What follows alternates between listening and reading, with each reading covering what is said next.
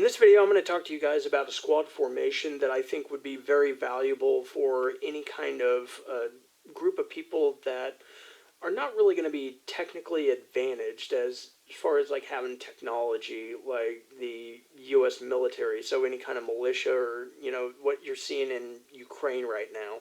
So the idea of this formation is to minimize the exposure of the squad as far as to the enemy, but maximize its capabilities and actually get the squad back into conducting maneuver warfare rather than attrition warfare, which is what the U.S. military and a lot of the first world countries have still been practicing. A lot of that upright movement, like Russian machine gun bunkers out in the open and all that fun jazz.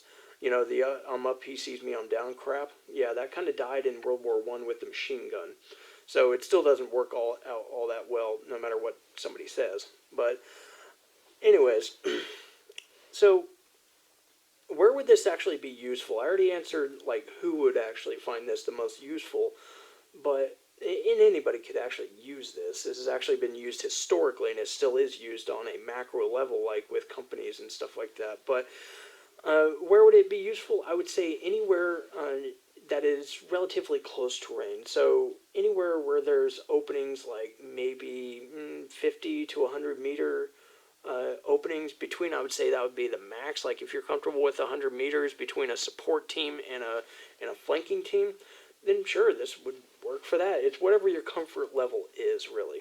And if you're not afraid to go a little bit slower, because anytime you send out flanks, you're going to be going slower. It's not going to be like a file formation where you're able to just scoot and, just follow the person in front of you. You're going to have to keep up with your flanks. So this would be good in the woods. This would be good in the woods where you have a good amount of room, and the idea is to see the enemy before they see you, i.e. why you have these different, what I call, feelers out. They're buddy teams, so it's not more than 2 people on each side, the front, rear, left, and right, and they're armed with something that's a little unconventional, but I'll get into that in a second. So, close terrain, and the idea is that these little buddy teams would make contact with the enemy or be highly trained to sense the enemy or actually see the enemy or what have you before the headquarters element can be targeted. So it is kind of like a bodyguard team. It's almost like doing a V-sweep and a wedge all at the same time, if you want to think about that. It's less manpower, yes. So it is likely that an enemy is going to try to ambush you because they see only 2 people. And that's why it's good to keep a visual distance, like just within visual sight. Just seeing this person who is a lot closer to the support element, not worrying so much about this one, but keeping at least one of these guys from the feelers within sight of the headquarters or support team. That's the best thing that I can think of as far as like protecting the headquarters and support team as best as possible. Now let's go ahead and talk about the armament, what I kind of alluded to being a little unconventional. I'd recommend that the people on the outside, the outermost person, should actually be carrying a shotgun. And I say a shotgun, it also should be followed up. They should also have that in addition to a rifle, but their first weapon that's being employed, what they're ready to deal with that meeting engagement on, is a shotgun. Now, I don't think that should be the primary weapon as far as like they need to be able to reload it like 10 times. I think it should just be like 1 magazine worth. It should be a semi-automatic shotgun, and it should have double or triple aught buck, preferably 2 3/4 inch.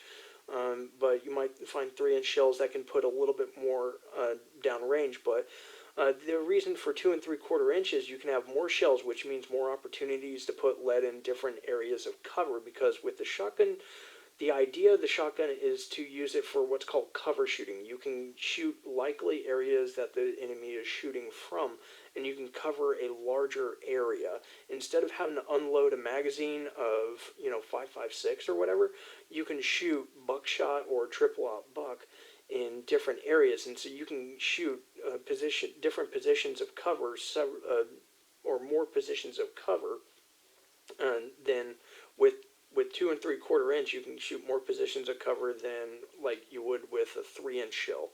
So that's why I advocate for buckshot, but also the 2 3/4 inch. I mean, you could do triple buck if that's your flavor or whatever, but that's really on the individual. But I do recommend that they have a rifle as a follow up to address the issue accordingly after that. So it also gives the people flexibility to be in this formation, because if the right flank actually takes contact, the point, if the enemy is here or even here, one of these flanking elements can actually kind of assist kind of off to the side, and actually kind of be doing what I would term to be kind of a envelopment, like doing a little two-man envelopment, taking them under fire from two sides, and these other units could either maneuver as well, or they could actually facilitate breaking contact or peeling out, whatever the case may be, whatever the mission would dictate, or the size of the unit that was contacted. So you do have a lot of flexibility in maneuver as well. So this is the idea, is to get this unit back into maneuvering instead of just standing static and, doing stand-up rushes and assaults against, machine guns. It's never worked out in history, and it's not going to work out in the future. So with that said, that's my thoughts on this squad formation. But let me know what you think about it in the comments below, and you guys have a good one.